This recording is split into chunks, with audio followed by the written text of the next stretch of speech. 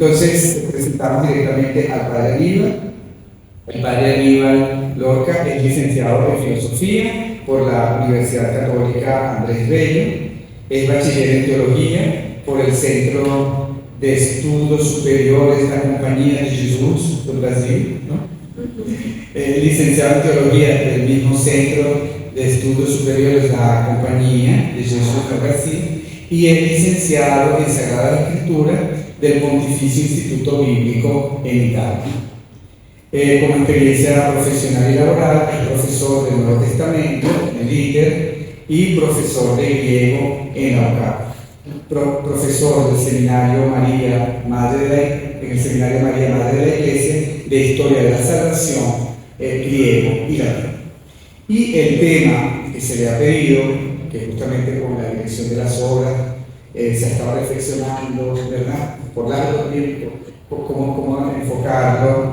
El tema es precisamente ir al centro del asunto, es decir, la vida interior, que es la que puede acoger esa luz que puede encender la esperanza en nosotros. Entonces él va a tener ese tema, se llama la vida interior, para acoger la esperanza en un mundo golpeado y polarizado. Así que, padre, aquí estamos. Buenas tardes. Miren, primero quisiera hacer un pequeño preámbulo. Aquí ya vi que hay algunos jesuitas. A los jesuitas se nos dice, por lo general, que nosotros estamos adelantando el tiempo. En este caso no. Tuve un error. Me quedé en el año pasado, en la cuarta, en la quinta. De modo que no siempre es así como se dice. Lo segundo, como preámbulo, hoy me pusieron en una situación difícil. Si abordo la esperanza desde un ámbito un poco filosófico, que voy a tocar alguna cosa, pues tendré que pedirle permiso a la profesora Elena, egresada de la Central, que es filósofa también. Si lo abordo desde la escatología, que voy a tocar un poquito, el padre Vicente se está riendo porque él es profesor de escatología. Si quiero tocar algo de teología, ya vi a Teixeira, pasó y me saludó, y dijo, ahora tengo que cuidarme por aquí. Y así sucesivamente, de modo que la tengo un poquito difícil. Sin embargo, voy a hacer lo siguiente: vamos a hacer una aproximación pastoral, con algunos elementos incluyendo lo bíblico, aunque el padre Ricardo tiene toda la potestad para corregirme, porque también tenemos biblista aquí. Entonces voy a hacer una aproximación un poco pastoral para dar algunas pistas al final de cómo cultivar la esperanza desde la interioridad. Entonces, si pasamos a la segunda, ok. El primer punto es la aproximación antropológica a la esperanza. Agarramos la antropología entre comillas, con pinzas. Segundo, la esperanza en la Biblia. Después, para cultivar la esperanza, ¿qué hacer? Y finalmente, un texto para ilustrar el camino hacia la esperanza, un texto bíblico. Voy a intentar ser lo más breve posible para ir adelantando. Lo primero es una aproximación antropológica. Fíjense que desde que nosotros somos niños, sin darnos cuenta y sin utilizar la palabra esperanza, sí tenemos meta en nuestras vidas. Cada vez que nos proponemos algo, lo alcanzamos, pero inmediatamente tenemos otra cosa que necesitamos alcanzar. Da la impresión que el ser humano va de meta en meta. Ahora bien, en algunos momentos, o muchas veces, las metas van una al lado de la otra. Tal vez comencé siendo monaguillo, después intenté ser sacerdote, después pensé, o mejor dicho, de monaguillo pensé ser después seminarista, después pensé ser sacerdote, y después pensamos hablar, tal vez. Ahora bien, eso significa que el ser humano siempre está abierto a buscar nuevas metas, y no se da cuenta que mientras termina una, ya tiene otra. Da la impresión que el ser humano vive en una tensión en el siguiente hecho: he alcanzado la meta, pero me falta otra. Y de allí hay una tensión de ya la alcancé, pero todavía no del todo. Hay algo que he alcanzado, pero aún me queda algo por alcanzar. Y de allí, perdón por favor, el padre de escatología, desde allí yo percibo el todavía, pero aún no, el ya, pero todavía no, desde la perspectiva antropológica. Somos seres abiertos que siempre estamos lanzados hacia adelante. Lo de la meta va a ser un elemento muy importante. Si pasamos a la siguiente, esa va a expresar un poco cómo vamos de meta en meta hasta que alcancemos una gran meta, que es el objetivo o el deseo del cristiano.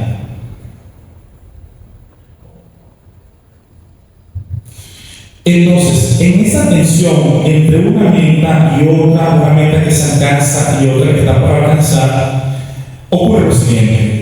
En este punto donde se sitúa la esperanza como una fuerza que capacita y dinamiza al ser humano para resistir la realización de grandes esfuerzos que impliquen el seguimiento de dicha meta.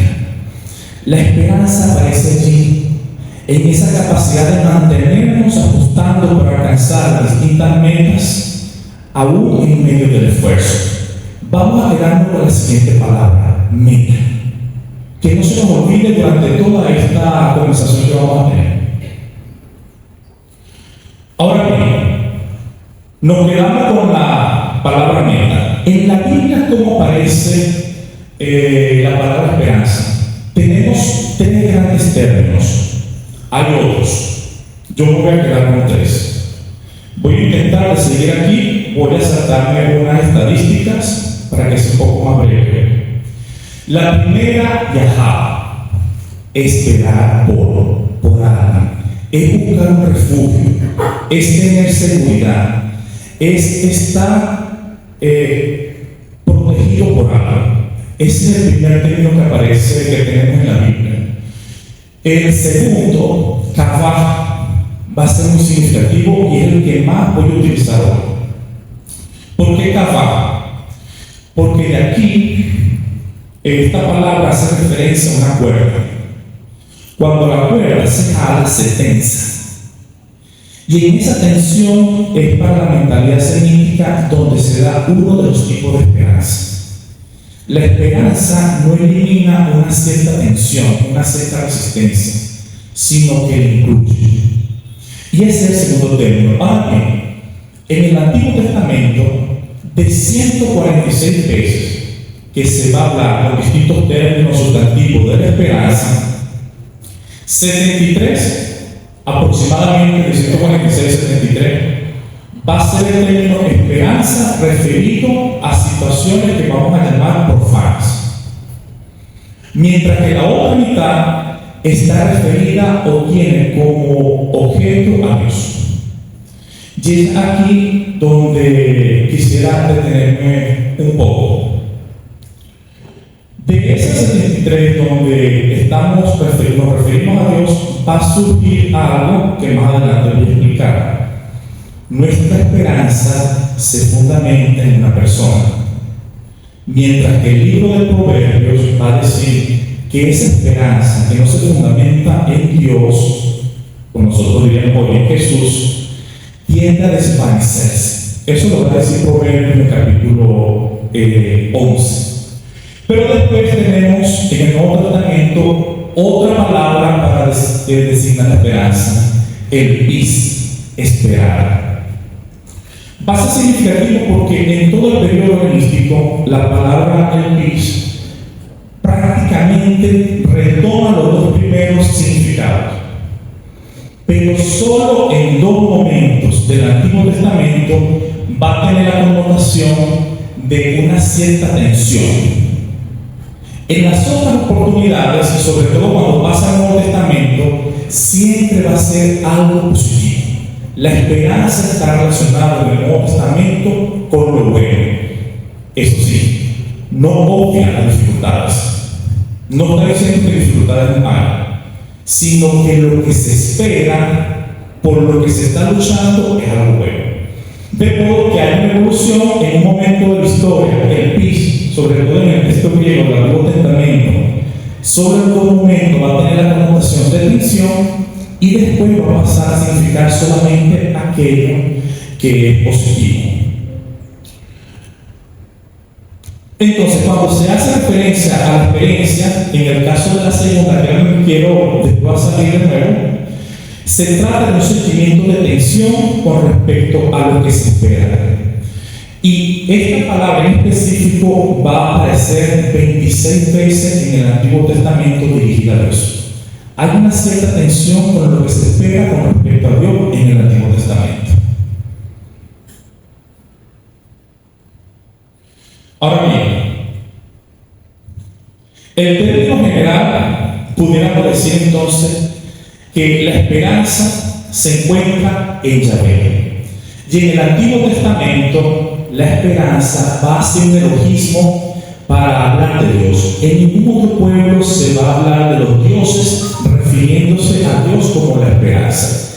Aquí, en cambio, dirá Kavah esa atención al Señor, es decir, esperé al Señor con una cierta atención.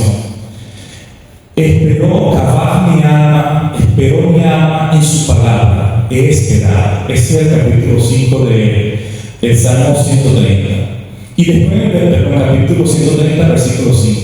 Y después del versículo 7 dirá: Yahá espera Israel al Señor, porque en el Señor hay misericordia y abundante redención con él. Y aquí ya comenzamos a ver que Dios es aquel objeto, pudiéramos decirlo, que se espera. Pero no solo el objeto que se espera, sino que, como lo dije, tenemos una serie de citas bíblicas donde se dirá: el Señor es mi esperanza, Dios es mi esperanza, y así sucesivamente.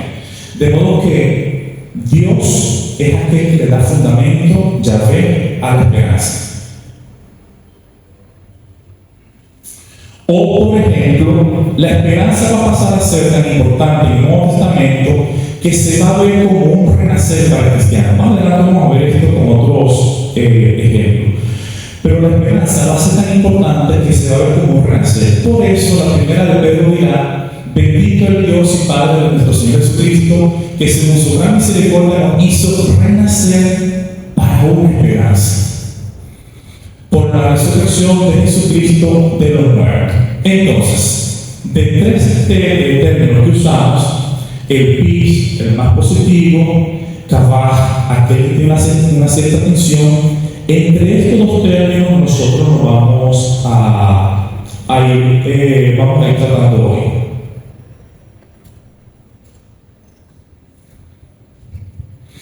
Ahora bien, en el caso de la Biblia, el fundamento de la esperanza dijimos que es Dios, o en el Nuevo Testamento que es Jesús. Y aguardo al Señor que oculta su rostro a la casa de Jacob, y Kavah en el nombre de Dios. ¿Por qué la esperanza se fundamenta en una persona? Básicamente porque se hace memoria de la fidelidad que Dios ha mantenido con su promesa. Ya aquí, no sé si me voy a adelantar un poco, yo quisiera decir lo siguiente: el pueblo de Israel en la Biblia no es un pueblo que ha vivido situaciones fáciles. Les comento solamente una de las más difíciles: el exilio en Babilonia. Cuando el pueblo tiene el exilio en Babilonia, pasa varias cosas, una terrible crisis. Por un lado, Dios le había prometido para siempre tener una tierra, pierde la tierra. Dios le había prometido tener un rey, pierden el rey. Dios le había prometido que iba a llegar un Mesías, se pierde la posibilidad. Tenemos un templo que era el centro, básicamente, del pueblo, se pierde el pueblo.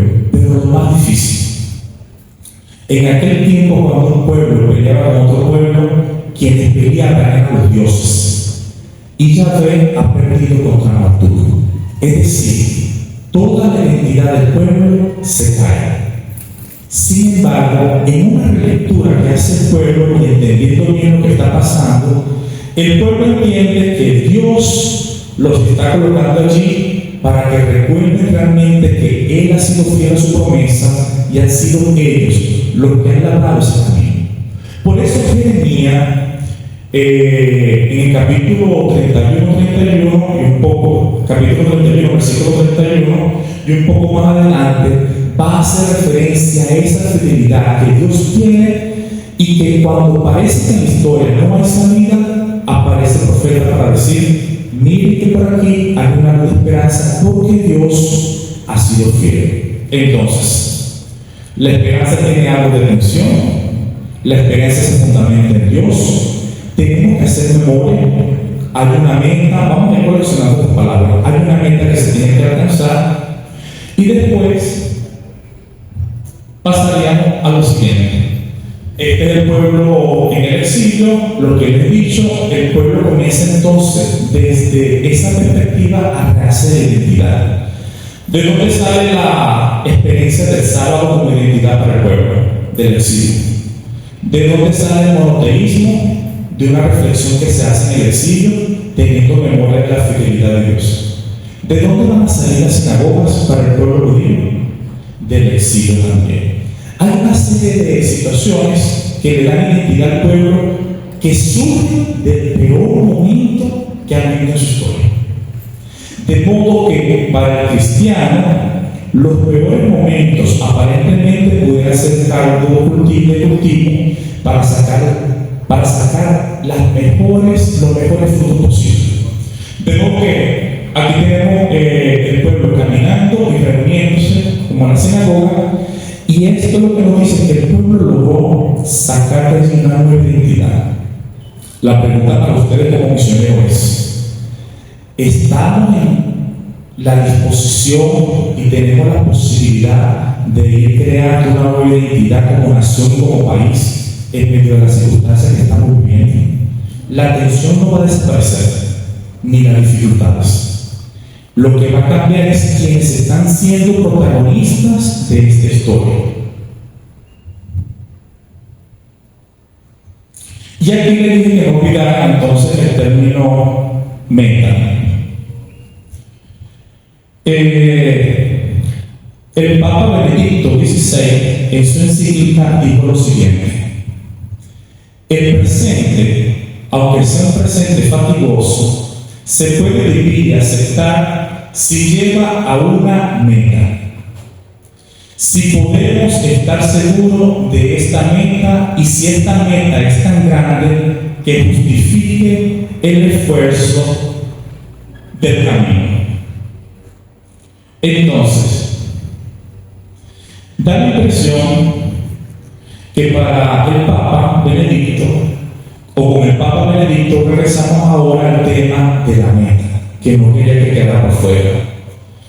Nosotros, aunque tengamos muchos problemas, aunque aparezca el sufrimiento y el dolor, si tenemos un porqué en nuestra vida, se puede transformar la interpretación de eso que estamos viviendo.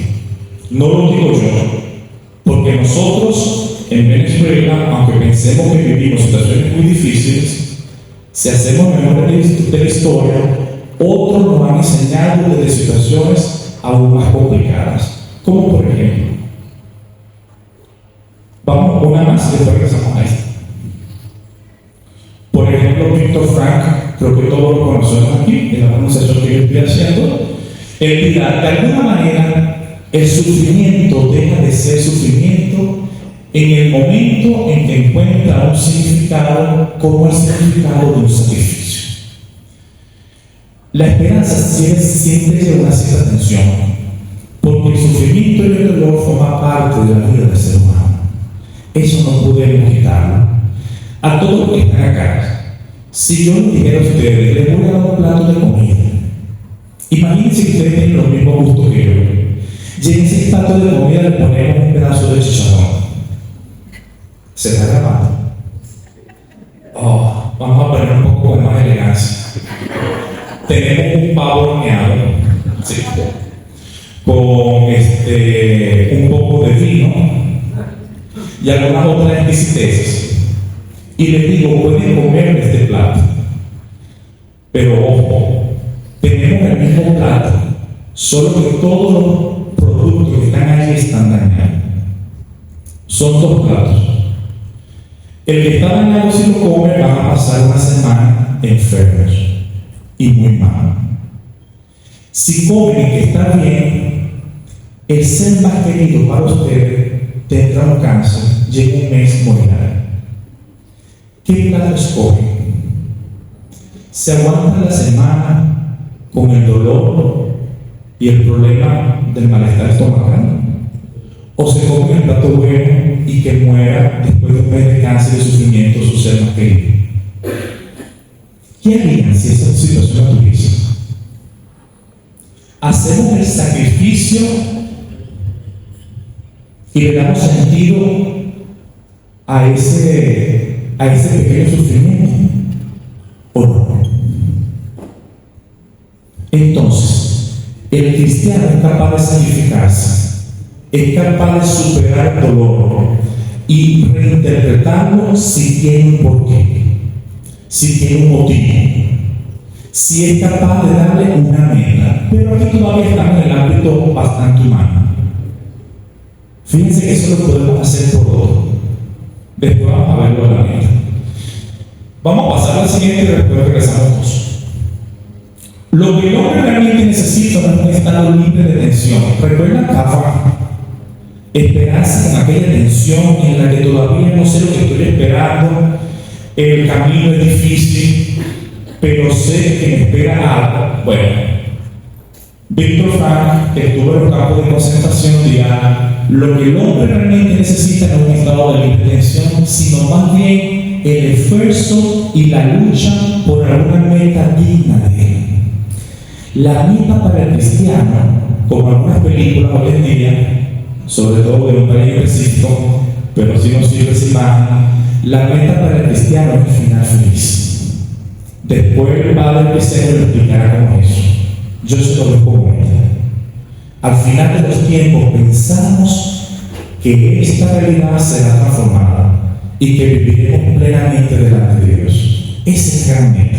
Ahora estoy pasando del ámbito plenamente humano al ámbito un poco más teológico.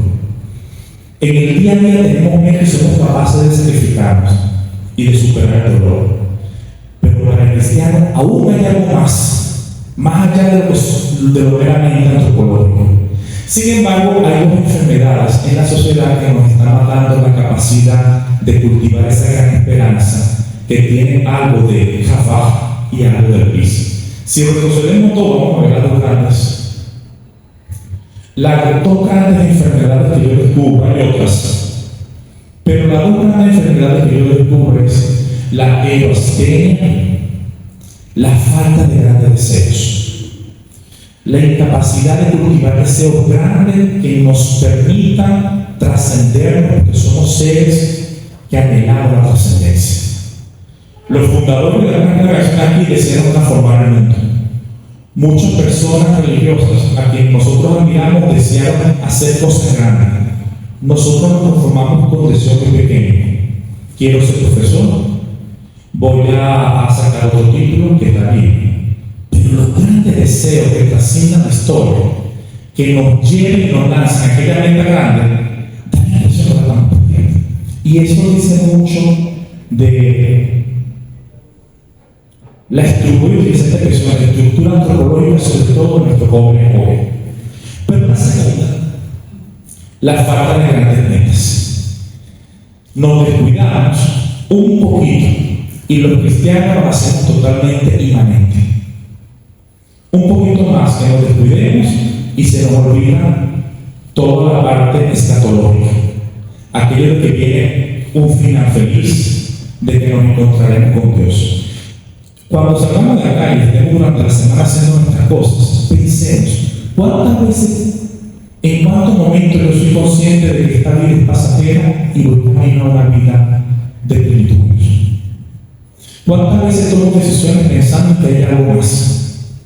Entonces, la ausencia de grandes deseos, astenia significa debilitamiento, algo que se está desinflando, sin fuerza, y la falta de grandes metas, creo que está cambiando un poco la fisonomía del cristiano para poder cultivar esta esperanza que tiene como único fundamento a Dios.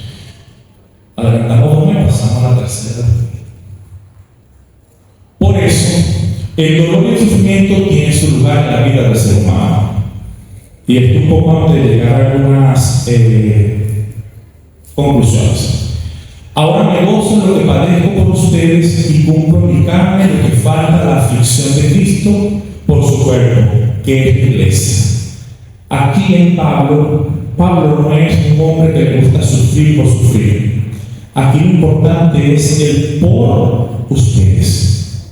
Hay siempre un porqué, hay algo que le da sentido.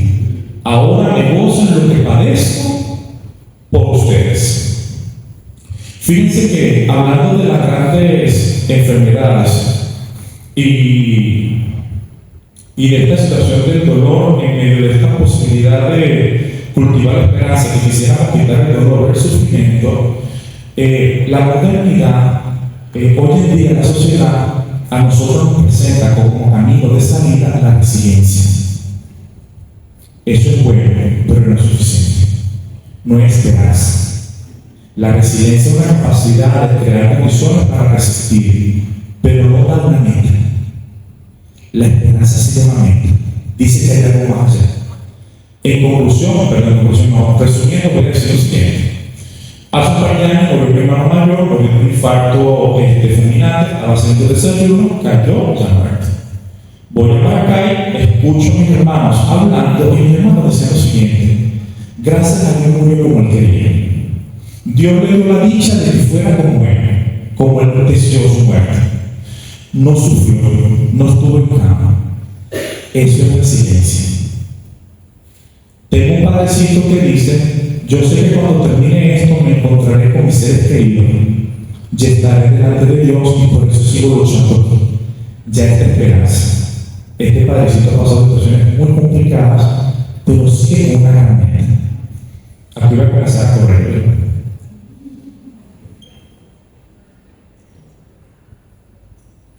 Entonces, no se trata de sufrir por sufrir, no se trata de sufrir de nostalgia, sufrir de ansiedad, sino sufrir por. Entonces dirá un autor, Barrett, el sufrimiento puede destruir al hombre, pero también puede enriquecer profundamente. Sufrir es elevar un acontecimiento meramente biológico a una categoría moral superior. Se puede sufrir atendiéndose solo al mal físico, sufrir de él. Y entonces el sufrimiento es decepcionante, pero también cabe sobredimensionar ese dolor y ofrecerlo a alguien. Sufrir por. Y en este caso es algo muy valioso, aunque no debe de ser carencia. Aquel sufrir por proporciona un sentido de sufrimiento que lo ennoblece y que facilita la integración armónica de la vida. Entonces, hasta aquí lo que hemos visto lo siguiente: la esperanza cristiana tiene una meta. Se debe hacer memoria de aquel que ha sido fiel en sus promesas. El sufrimiento forma parte de esta historia, el dolor no se puede confiar. La esperanza entonces no es resiliencia, sino que gracias a esa meta, que hay un camino, gracias a esta podemos seguir caminando. Y aquí le presento un texto, pero el texto no lo voy a leer, sino que voy a sacar algunas frases del texto, porque esto me va a permitir resumir lo que hemos dicho hasta ahora y ver las claves donde tenemos, según mi parecer, que atender para cultivar la esperanza desde la interioridad en este mundo un poco fragmentado. Uno de los versículos, pasemos otra vez. Primero, Pablo está escribiendo pidiendo una serie de ayuda, pidiendo que pueda venir algunas personas a visitarlo. No leí el texto porque me vas a hacer los versículos, pero lo importante es el contexto. Pablo no está en una situación fácil. Está la persecución de Nerón. Pablo posiblemente ya está pronto a su ejecución, y en medio de eso Pablo va a reaccionar del siguiente modo. Recuerden, hay una tensión, hay un camino que no es fácil, y allí Pablo responde de un modo que no nos esperaba. Por ejemplo,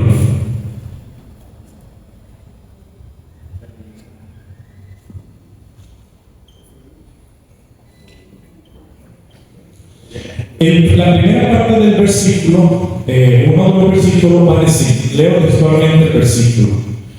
Pablo va a decir: solo me espera la corona de justicia, que el Señor, como justo juez, me entregará a Cristo.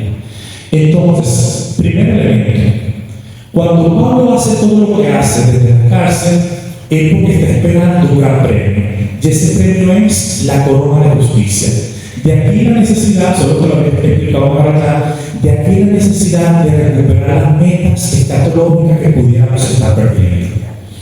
Lo segundo que Pablo dirá, otro versículo que cito textualmente: he peleado el buen combate, he terminado la carrera, he mantenido la fe. ¿A dónde voy con esto? He peleado el buen combate, es decir, no fue fácil. He peleado con combate, he mantenido la meta, he mantenido la fe. Uno de los elementos que deberíamos de cultivar nosotros interiormente para poder después hacerlo disponible a ese don de Dios que es la esperanza es la flexibilidad psicológica. Cómo aprender a lidiar con situaciones difíciles, estresantes, y aún así mantenernos. Y aún así mantenernos nosotros. Yo me siento más cómodo en este contexto, sin micrófono, porque soy más natural. Ahora bien, ¿cómo nosotros mantener ese estado de flexibilidad mental? ¿Cómo enseñar a la gente que aprenda que el sufrimiento forma parte de la vida y que no podemos desaparecer, que va a estar allí, que esta vida es un camino, que la esperanza es un camino, que no es un salto? Pablo lo dice entonces del siguiente modo: he peleado una buena batalla. Y eso es lo que el cristiano tiene que hacer. Y eso es lo que tenemos que enseñar a la gente como misioneros. Cómo pelear esa buena batalla. Pablo no está en una situación fácil. Está a punto de ser asesinado. Está en la cárcel. Lo han dejado con un compañero, si leen el texto después, porque ese material se puede caer en ustedes.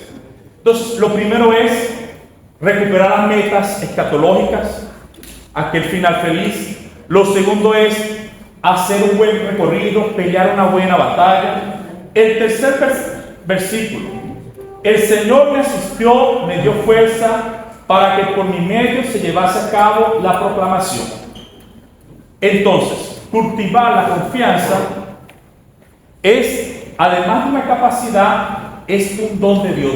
Él no dice yo me di la confianza, es el Señor quien me tuvo. Para el cristiano, ojo, hay una confianza antropológica que ya dicen en el Antiguo Testamento, dirá Proverbio, que esa se desvanece. Pero hay una confianza del cristiano que la recibimos como don. Esa es la que Pablo va a decir aquí, que Dios le ha dado, que Dios le ha asistido, porque él no está solo. Una cosa importante para el cristiano es que se sabe no solo. ¿Cuándo Pedro tiene miedo? En todos los evangelios. Cuando en el lugar de Pedro se dice, el narrador dice, tuvo miedo. En la barca, fíjense el orden de las palabras, tuvo miedo y comenzó a hundirse. Pero estuvo solo. No, esa es la certeza que tiene el cristiano. Que incluso si siento que estoy hundiéndome, no estoy solo. Pero ese se tiene que cultivar. Después doy una lista de cosas cómo cultivar esto. El cuarto. Regresamos. Esos minutos que me lo descuenten, porque voy corriendo. Exactamente.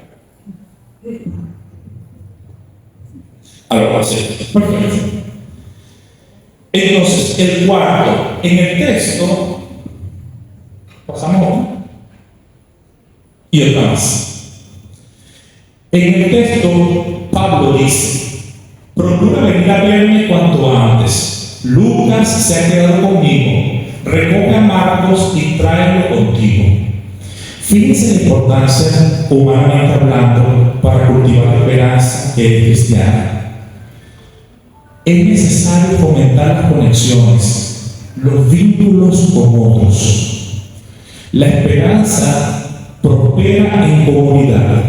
La adversidad se siente menos abrumadora cuando se comparte. La Universidad Católica ha hecho varios estudios sobre la situación de Venezuela, la esperanza y desesperanza, y ha enfatizado mucho en la necesidad de tener vinculaciones con otros. Pablo está en la cárcel, lo han abandonado otros, está a punto de ser asesinado y sin embargo reconoce la necesidad, voy resumiendo rápido, de una meta grande, de saber que el camino ha sido difícil, porque es un camino, tiene que haber una buena batalla, de tener grandes metas, también de tener conexiones, además de la flexibilidad psicológica, acompañarse. A la gente se le tiene que enseñar, a nuestros destinatarios, que justamente en los momentos más difíciles, además de pensar en que no estamos solos, que estamos con Dios, buscar rostros concretos.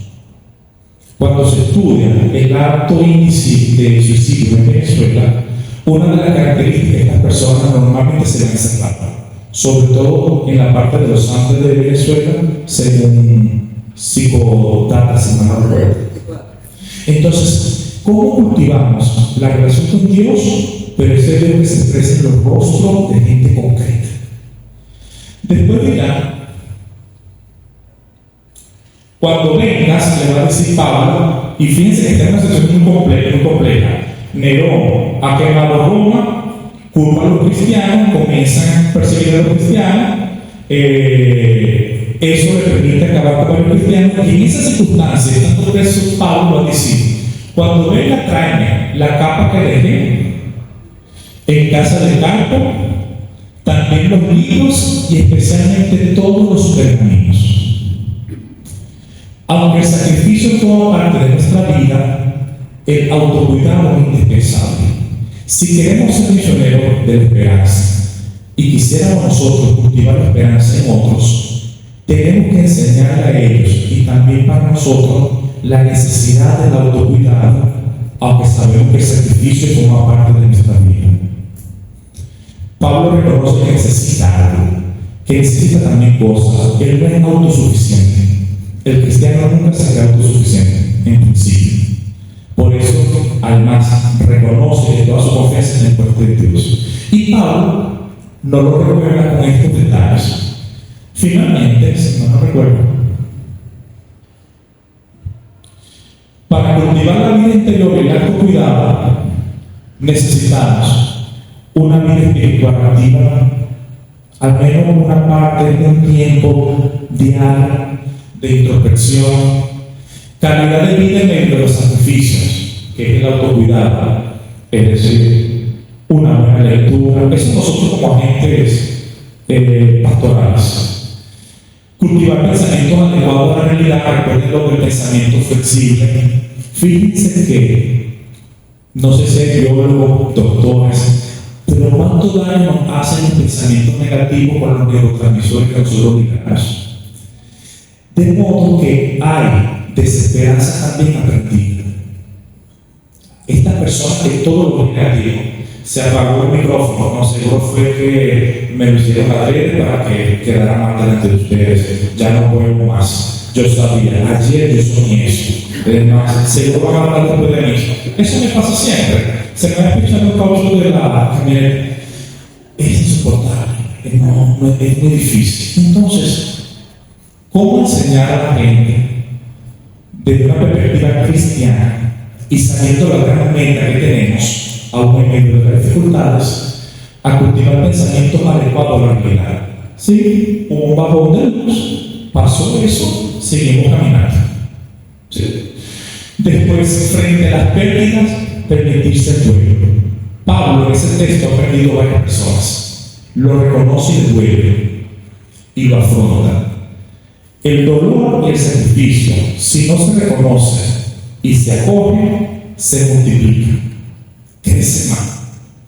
Si se toma como parte de la vida en medio de un camino hacia una gran meta, recobra sentido, se puede reinterpretar.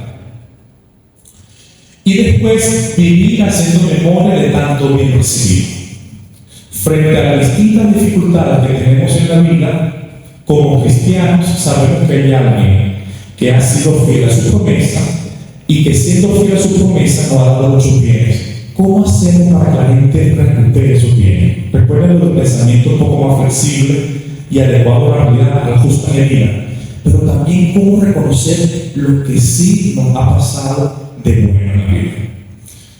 Para concluir, si yo tuviese que resumir en mi vida, hay una serie de seres queridos que han muerto en circunstancias tan difíciles, pero me he quedado con todo lo que me ha enseñado y lo bueno que me han dado, porque creo que algún día nos encontraremos de nuevo delante de Papá Dios.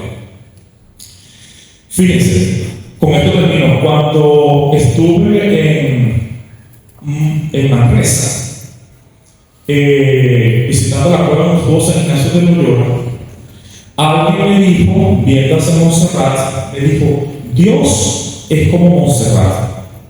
Le digo, ¿cómo es eso? Cuando todo está nublado, cuando hace frío, cuando está cayendo mucha lluvia, nosotros sabemos que detrás de eso está Montserrat. Así es Dios.